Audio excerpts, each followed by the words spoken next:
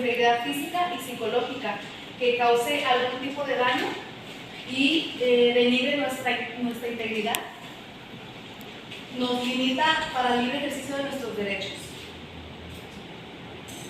Hay muchos tipos de violencia.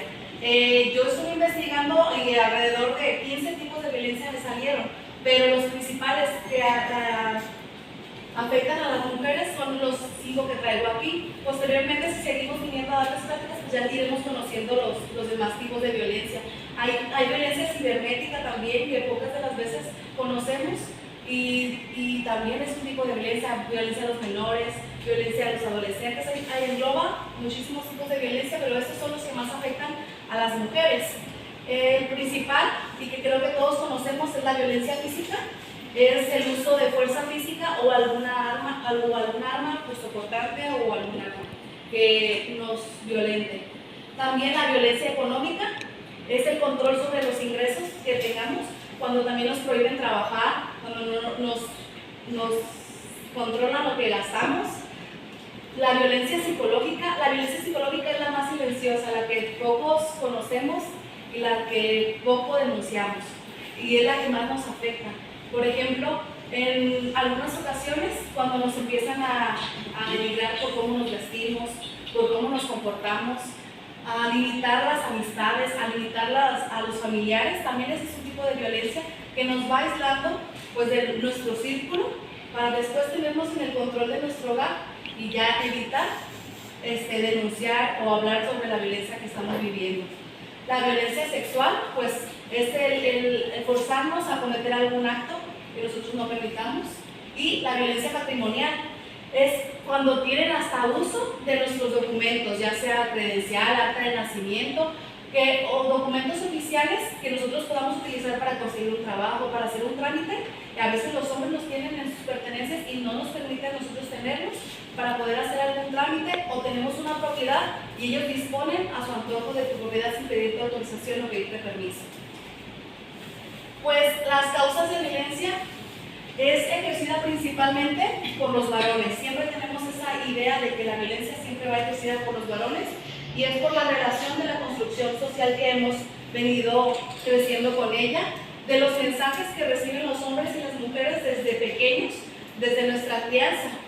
Cuando vemos un hombre así como está ahorita en esta imagen, lo primero que pensamos que es un hombre débil, que es un hombre que no es fuerte. Lo comparamos con una mujer. Siempre les decimos, pareces niña porque está débil, porque creemos que los varones siempre son más importantes y más fuertes que las mujeres. Creemos y nacimos creciendo que los hombres son más fuertes que las mujeres. Los varones merecen un trato especial. ¿Qué pasa cuando los preparamos la comida y estamos cocinando? ¿A quién son los primeros que les servimos? A los hombres. Siempre, principalmente a los hombres, somos los que les damos de comer primero. Los hombres no lavan sus platos, no lavan su ropa, no recogen ni su plato. Y la mujer lo hace por ellos. ¿Por qué? Porque así venimos creciendo con esa crianza desde pequeños. Los varones deben de tener autoridad y rol de mando. ¿Qué pasa cuando nuestros hijos nos piden permiso? Pídele permiso a tu papá, él es el que manda. Desde pequeños les vamos dando ese mensaje de que los hombres tienen más autoridad que las mujeres. ¿Qué pasa cuando tenemos que tomar una decisión de nuestro hogar? Que nos van... Ya que llegue mi marido, déjame preguntar a mi esposo. Sí, siempre les damos a ellos... Sí, así es, siempre les damos la prioridad a ellos de decidir y de tomar decisiones a veces hasta de nuestra propia vida. Entonces, esos son los mensajes con los que vamos creciendo. El varón no puede mostrar dolor, temor, ternura, afecto o compasión. ¿Qué pasa cuando ven a un hombre demostrando ese tipo de emociones? Es un mandilón, luego decimos, pareces niña. Eso es de mujeres. Venimos creciendo con esa crianza. El varón debe ser activo y emprendedor. Siempre es el proveedor de casa y la mujer se queda para atender a los hijos y el hogar. Y el varón debe ser fuerte y agresivo. Cuando no quiere arreglar los problemas con violencia, ¿qué le decimos? Pareces niña. Como hombre a veces, porque no utilizan la violencia, porque no demuestran que son fuertes y agresivos. ¿Cómo influye el clima familiar en la violencia? Desde pequeños, nosotros vamos demostrándoles a nuestros hijos lo que es la violencia. ¿Qué pasa cuando vivimos en un matrimonio donde es constante violencia? El niño está percibiendo todo eso y se va. Vamos a hablar, por ejemplo, ya de la violencia en las escuelas.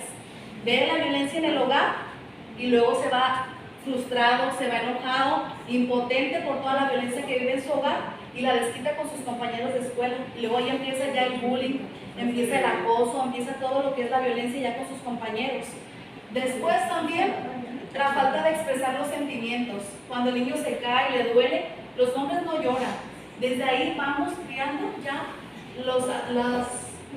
reprimir las emociones y entonces el hombre crece frustrado, crece creyendo que no puede demostrar debilidad y tiene que ser agresivo, tiene que ser pues el que manda y así vamos creciendo para ejercer violencia. La mayoría de las veces cuando sufrimos violencia nos quedamos calladas, no decimos nada, nos cruzamos de manos y soportamos. Las principales causas para no denunciar, algunas de las causas para no denunciar es no saber a dónde acudir. No conocemos instituciones o lugares que nos puedan ayudar para acudir a denunciar. Las segundas es vergüenza o humillación. ¿Qué van a decir mis vecinos? ¿Qué van a decir mi familia? ¿Van a decir que fracasé en mi matrimonio? ¿Van a decir que estoy, pues piensa uno lo peor de uno mismo? Nos juzgamos y pensamos que las que estamos mal somos nosotros por denunciar. Y tenemos vergüenza al que dirán. Pensar que yo tenía la culpa, yo cometí un error y me merezco ser violentada. A veces así pensamos. La violencia nunca se justifica, no hay motivo por cual debemos de sufrir violencia. Aceptar que así son las cosas. ¿Cuántas de las veces decimos, algo debería haber hecho para merecer esto? ¿Qué hice para merecer esto? ¿O es la cruz que tengo que cargar? No, jamás nadie debe de sufrir violencia y permitir que nos estén violentando. Miedo a represalias por parte del agresor o la familia. ¿Qué pasa cuando denunciamos? Pensamos que no va a pasar nada, que no le van a hacer nada a las autoridades y que va a salir y va a venir peor, va a venir, nos va a buscar y nos va a agredir, o a lo mejor sí lo van a meter a la cárcel, pero la familia, ¿qué me va a hacer? No siempre hay que tener en mente que tenemos que denunciar. ¿Por qué? Porque si no ponemos un alto, al final de cuentas, pues la violencia va a ir aumentando, va a ir incrementando y puede haber consecuencias en las cuales pues ya no haya vuelta atrás, ¿verdad? Pensar que de nada sirve. Siempre pensamos, si voy a ir a las autoridades no van a hacer nada. Se van a quedar cruzados de manos, ocupan verme toda golpeada, toda ya muerta para que actúen. Si no hacemos nada, va a terminar en la misma consecuencia. Tenemos que actuar, ver qué pasa. Ya tenemos el no, buscar el que qué tal si sí hacen las autoridades y actúan. También pensamos que nuestros hijos cuando crezcan nos van a reprochar el que ya no estemos con sus papás, que les va a afectar la separación. Pero es peor quedarse en un matrimonio violento porque les afecta más que si te vas y pones un alto y van a crecer ya en armonía. Pero la mayoría de las veces nos quedamos por la economía, por la comodidad, por también el que dirán. Pero es mejor poner alto y alejarte. No quererle hacer daño al agresor. ¿Qué pasa? También nos preocupamos más por el agresor que por nosotros mismos. Tenemos una dependencia emocional tan grande que pensamos primero en la otra persona antes que nosotros mismos. ¿Qué va a pasar con él cuando ya está ya encerrado? ¿Qué va a pasar con él? ¿Qué le van a hacer? Pensamos más en esa persona y no nos ponemos como prioridad a nosotras mismas. Tenemos que tener en cuenta siempre que nadie es culpable de ser maltratada. Siempre la mayoría de las veces culpamos a la víctima en lugar del agresor.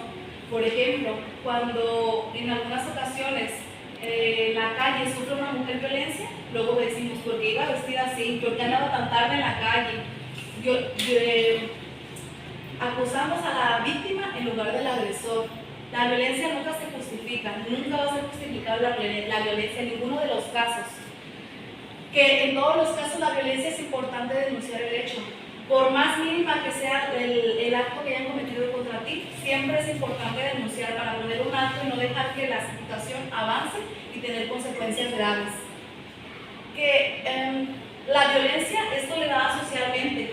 La mayoría del tiempo creemos que es normal vivir en violencia, que la sociedad permite la violencia y siempre victimizamos al agresor en lugar de a la víctima, porque culpamos que él tenía motivos. Por ejemplo, les voy a poner un ejemplo. Si alguna de nosotros nos vamos a una fiesta y llegamos y el marido está bien enojado y nos golpea, la sociedad va a decir, ¿por qué se fue a la fiesta? Si tenía sus hijos, tenía su pareja, ¿qué andaba haciendo en una fiesta? La sociedad a veces piensa así y culpa a la víctima cuando el error lo está cometiendo el agresor. Vivimos en una sociedad violenta. ¿Qué pasaba cuando al principio aquí en Tepic había balaceras, había actos de violencia? Nos asustábamos, nos sorprendíamos, nos impactaba, pero vamos acostumbrándonos a la violencia. Vivimos en una sociedad violenta y nos acostumbramos. ¿Qué pasa ya ahora? Se escuchan balazos, lo normalizamos.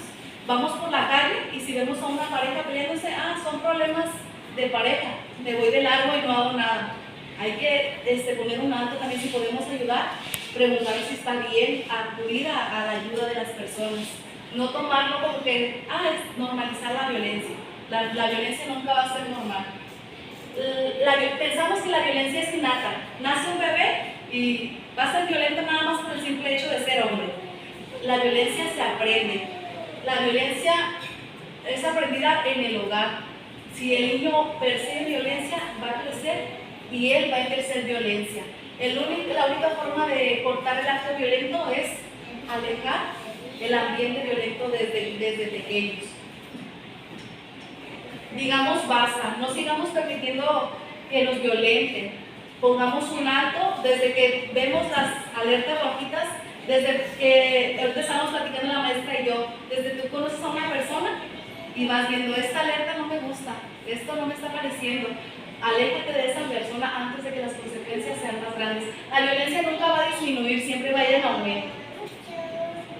Aquí les voy a mostrar lo que es el violentómetro. El violentómetro nos indica las etapas de la violencia. Siempre se puede medir la violencia.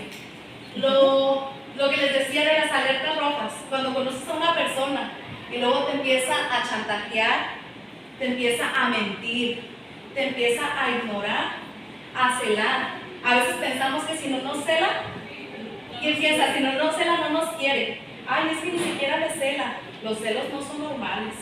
Los celos es violencia. Imponer, decirte, ya no vas a convivir con tales amigas, ya no vas a salir, ya no vas a ver a tu familia. Desde ahí estás viendo tu alertas rojas que te están diciendo, aléjate, reacciona. Después va incrementando la violencia. Sigues con esa pareja y va incrementando. Te empieza a ridiculizar, te empieza a menospreciar, te humilla, te prohíbe y luego te agrede, te golpea, destruye tus pertenencias. Hubo una vez un caso también de una conocida donde ella antes de conocer a su pareja, ella usaba chorcitos, usaba blusas pues ligeras porque hace calor, por cualquier motivo tú puedes vestirte como tú quieras. Conoció a su pareja y le decía, no te puedes vestir así, no vas a salir así. Y entonces ella siguió vistiéndose como le gustaba, le rompió toda su ropa. Desde ahí es agresión, aléjate. La violencia va a ir incrementando. Ese caso de violencia se fue a extremo hasta motivos de que llegó la policía y la persona terminó en la cárcel. Denunció a tiempo, gracias, porque denunció. Después incrementa a jaloneos, a golpear, amenazas con arma. Después te pueden violar o mutilar y pues al final termina en una causa que ya no hay vuelta atrás, en la muerte. ¿Y quiénes se afectan si tenemos hijos? Pues los niños, ya tú terminas y él en la cárcel y tú muerta, y los que salen perjudicados al final de cuentas pues son nuestros hijos, ¿verdad? Hay que poner un alto y desde que vemos las primeras alertas, alejarnos, no permitir que nos sigan violentando. También tenemos el acosómetro. ¿Cuántas de las veces hemos sufrido acoso y creemos que a lo mejor yo lo estoy imaginando, a lo mejor yo me lo estoy inventando? Pero aquí también nos dice las medidas de lo que es el acosómetro.